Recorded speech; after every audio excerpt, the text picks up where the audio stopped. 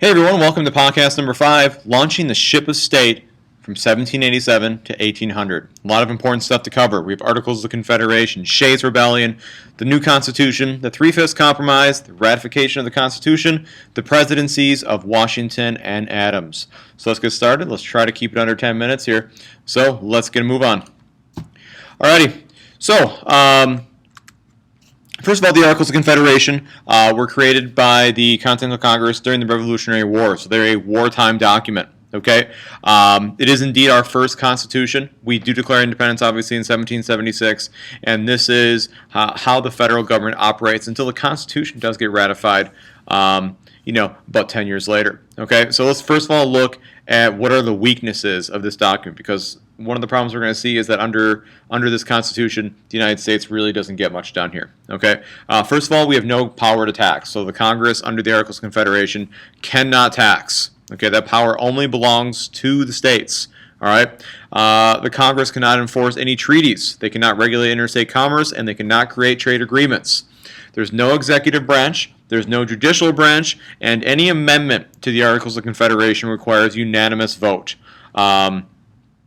It establishes a very weak army and also a weak navy. Okay, so overall, what we see here is that we see the 13 colonies, they're very wary of a strong central government. Okay, they didn't like what happened with the British being so powerful and dominating, that when we do set off on independence, we're very wary of this idea of a strong federal government. We like this idea of states having the power, and so it shows that this idea of America, it's not there right away. People associate their loyalty with their state. And then eventually this idea of being an American kind of begins to develop. Okay, so because there's no power to tax, obviously, that's a huge weakness, because without money, there's no power. As far as other countries respecting us, if our Congress cannot create treaties, what are we going to do? And as a result, under the Articles of Confederation, we have lots of trade disputes with countries. Our trade suffers with the British, with the Spanish. In fact, the Spanish actually shut down the Mississippi River to us. You also have states that are creating their own currency. You have states slapping tariffs on one another. So economically, it's a major mess. We don't have a president to, I guess, be that symbol and to be that leader. The Congress has no way of settling disputes between states. In fact, it's even said that New York and New Jersey almost went to war with one another. It's impossible to make amendments because you need a unanimous vote. So, overall, the document's just a mess. Okay, and early on, the United States is having a lot of problems. Okay, Shays' Rebellion really highlights these problems. There's an economic crisis in Massachusetts in the years 1786 and 1787. Basically, farmers could not handle the high taxes that are being placed upon them. And so as a result, essentially open war opens up between the farmers and the federal government. The farmers are angry with the taxes. They see it as being incredibly unfair. And so they rebel. Now, it's not this full-scale, bloody rebellion. A couple people die, but it's not like full-blown, like French Revolution kind of stuff here. But there is a rebellion, okay? And it shows the Americans at this time that this is not working. That something is really wrong here. And so there's a meeting that is called the Annapolis Convention, and it's supposed to be all 13 states. Only 5 show up. But what they do decide is to schedule a future convention where hopefully more of the states will show up. Okay, and that becomes the Constitutional Convention, where we have all the states, with the exception of Rhode Island, send delegates to basically meet to try to strengthen the Articles of Confederation. That is the initial plan. But what happens eventually is that this idea that we need to scrap the Articles is kind of the idea, and a whole new Constitution needs to be created. So when we're looking at the Constitutional Convention, there's 3 plans I want us to focus on here. The first plan put into place is put forth by the brilliant James Madison, their future president. It's called the Virginia Plan. Okay, and here are the basic gist. Number 1, get rid of the Articles of Confederation. Okay, create a bicameral legislature that is completely proportional. Okay, so the upper house is the Senate. That is based on population. State legislatures will pick those senators. Okay, you're going to notice that early on in American history, up until I think 1913, senators are chosen by the state legislatures, because back then the founding fathers did not trust the people to pick people. There wasn't a lot of respect for the common masses. Okay, so there was this idea that the elite needed to have a pretty big say, and that's what the Senate was. Okay, lower house is the House of Representatives. They're also based on population, and these people are elected directly by the people. Okay, now when it's proportional, it sounds fair. However, the small states are outraged by this. The small states see this as kind of an end to their sovereignty, that their rights and their issues and what they care about, they feel will be trampled by this Virginia plan. So while to many it seems fair because it's proportional, based on your proportion, that is your power. Some people say, why should Wyoming have the same amount of senators as California? It's an interesting question. Moving on. The New Jersey plan is the small state response. They basically strengthen the Articles of Confederation. They make the central government stronger, give them the power to tax, regulate trade, kind of address all those weaknesses from the previous slides. They also create a unicameral legislature. It's only one house, and each state was represented equally, so it is not proportional.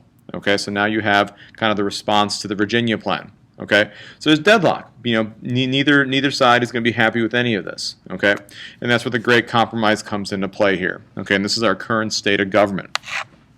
The Great Compromise, also known as the Connecticut Compromise, creates three branches of government: an executive branch, which will be the president; legislative branch, which is bicameral, meaning the upper house is the Senate, lower house is the House of Representatives. Now here's the compromise here.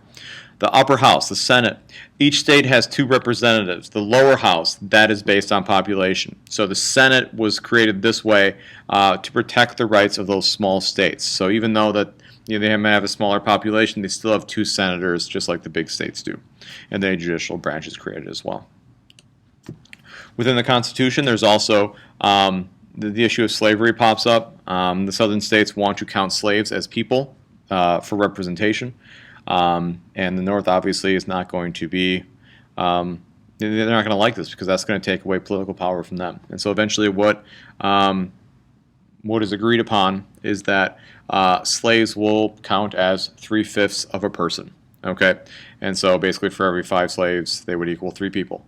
All right, so it also says by giving into this way of counting slaves, they also compromised by committing to end the slave trade by 1808. Okay, so that is kind of where we see slavery being mentioned in the Constitution. Okay, but this will be a big deal. You're going to look at some of these presidents that get elected. Like Jefferson, for instance, he's going to be called the Negro president because he gets elected because of the 3/5 compromise. So, anyways, moving on. Once the Constitution is agreed upon by the convention, it does have to be ratified by the states, so that the Constitution gets sent back to all the states. They debate it, and there's a pretty healthy debate on whether or not we should ratify this Constitution. Okay, there's two groups that basically form, which are kind of the beginnings of, I guess, political faction or political parties in America. We have the Federalists. These are people that support a strong national government. They are led by some very prominent Americans: George Washington, John Adams, Alexander Hamilton, James Madison. In fact, Madison and Hamilton write the Federalist Papers, which are instrumental in convincing people to support this Constitution. The Anti-Federalists, they oppose a strong government. And they are pretty much led by Thomas Jefferson. Thomas Jefferson will kind of lead the Democratic Republicans and be that opposition party to the Federalist. Okay. So anyways, Washington is unanimously chosen as our first president. He serves from 1789 to 1797. And he is one of our greatest presidents, okay, because of what is on the screen here. Okay, a couple things happened under Washington's presidency that deserve to be mentioned. Number one, the Bill of Rights is passed. Okay, so initially the Constitution has nothing on civil liberties. Okay, it was agreed upon that if the Constitution was ratified, the Bill of Rights would be something that was addressed immediately. So that's where freedoms of speech, religion, and right to bear arms, and search and seizure, like those rights are listed in these first 10 amendments of the Constitution. Washington also sets a very important precedent by establishing a cabinet. Okay, the president has a lot to do, a lot on their plate, and so what Washington does is sets the precedent of delegating power. And so he takes the immense power of the president and splits it up among his cabinet. So the Secretary of State is in charge of diplomacy. Secretary of Treasury is in charge of, obviously, the nation's finances. Secretary of War, obviously, in charge of conducting war, and Attorney General, the nation's lawyer. So Washington's the first guy to kind of delegate that. Okay. Now, most importantly among those four is Hamilton. Hamilton's actions, while controversial as some during this time, do a lot to stabilize the nation. Alexander Hamilton is a brilliant kind of finance guy here, and he does three things that I want to mention here. He basically wants to build up the nation's credit so that we can borrow money and kind of start off on the right foot, so to speak. And so he does a couple things. Assumption. Okay, what is assumption? Assumption is basically taking all the debt the states have racked up fighting the war, and the government takes all that debt and will pay it off itself. Now he does this because he wants, sorry my lights went off again there, he does this because he wants the federal government to establish a line of credit, okay, meaning that we have this debt and we pay it back. And every time we make a payment, we show that we can be trusted and that nations can feel good about loaning us money. Okay, he creates the Bank of the United States to basically help run the nation's economy, to lend money out, to stimulate economic growth. Okay, and he also puts direct taxes on certain things like whiskey. Okay, now this actually starts a rebellion. Okay, the Whiskey Rebellion, and Washington actually puts the rebellion down. He actually leads troops. I'm not going to say into battle, but he does lead troops to go and put this rebellion down. And this is actually the only time in American history where a sitting president actually leads troops. Anyways, Washington also is involved when he's president during the French Revolution, and so that's going to be a very difficult situation because the United States does have an alliance with the French dating back to the Revolutionary War called the Franco-American Alliance.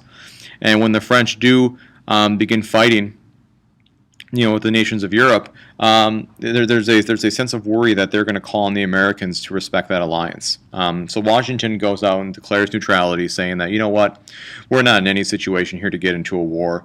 And so much of Washington's foreign policy is keeping America out of war because he understands, and rightfully so, that the country is too young for a conflict. We're too young to fight a war.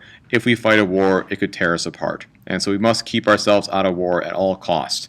Jay's Treaty does exactly that. Jay's Treaty keeps us out of war with Great Britain.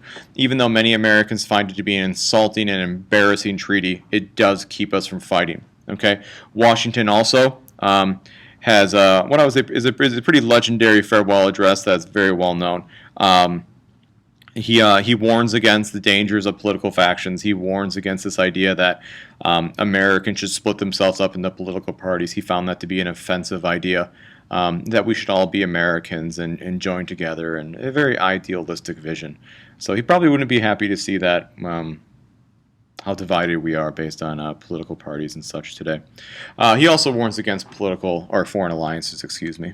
Okay, John Adams is the second president, and he is obviously not as well liked as Washington. But history has judged him quite fair to be a pretty solid president.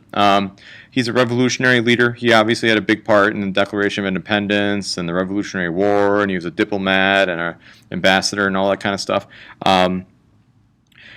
When he becomes president, America, once again, there's some difficult things going on for John Adams to deal with. Obviously, the French Revolution is still in full swing. And the British and the French are attacking one another, and that puts us in a very awkward position because we trade with both countries. Okay, John Adams is going to try to continue this idea of keeping America out of war at pretty much any cost.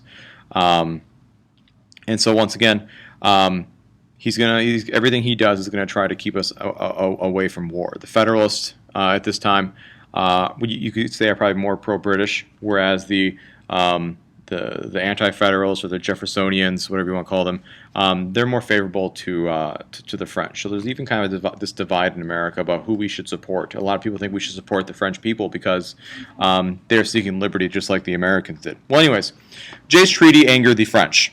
Okay, and as a result, this quasi-war breaks out where the Americans and the French are basically fighting on sea. And so Adams wants to basically avoid a full-fledged war because, once again, he understands, much like Washington did, that the country cannot afford a war. Okay, and so he sends American diplomats to France to negotiate a peace. When the Americans arrive, they're told that they need to bribe the French in order to speak with them. They're outraged, they return home, and the American people find out about this and are incredibly angry. And this is known as the XYZ affair. As a result, there's a lot of anti-French feelings in America, and John Adams makes his biggest mistake as president and passes or agrees to sign the Alien and Sedition Acts, which are a series of laws that give the president the ability to deport any immigrants and to also jail anyone who speaks out against Congress or the president. So basically, he infringes on the First Amendment rights while the ink is still wet. Thomas Jefferson lashes out at Adams. Thomas Jefferson is vice president, mind you, lashes out at John Adams through the Kentucky and Virginia resolutions, basically saying that these Alien and Sedition Acts are unconstitutional, they go against the First Amendment, and because they are unconstitutional, states have the right to ignore laws that are unconstitutional. And this is where this idea of nullification comes into play, which is going to be a major issue throughout the early and mid-19th century, this idea that states have this power to nullify laws that they feel are unconstitutional. Anyways, John Adams does keep America out of war with France. In fact, that's probably his greatest accomplishment, because if Adams goes to war with the French, who knows what would have happened. It could have been very damaging to our economy. It could have tore our young nation apart. And let's not forget, too, that 2 years after Adams leaves office in 1803, Napoleon approaches America and sells us the Louisiana Purchase. Would the French have done that? If we would have angered them so. So Adams deserves a lot of credit. Okay. Anyways, that's all I have for today. Follow me on Twitter. There's my website. Email me. Follow me on YouTube. Thanks, guys. Have a great day.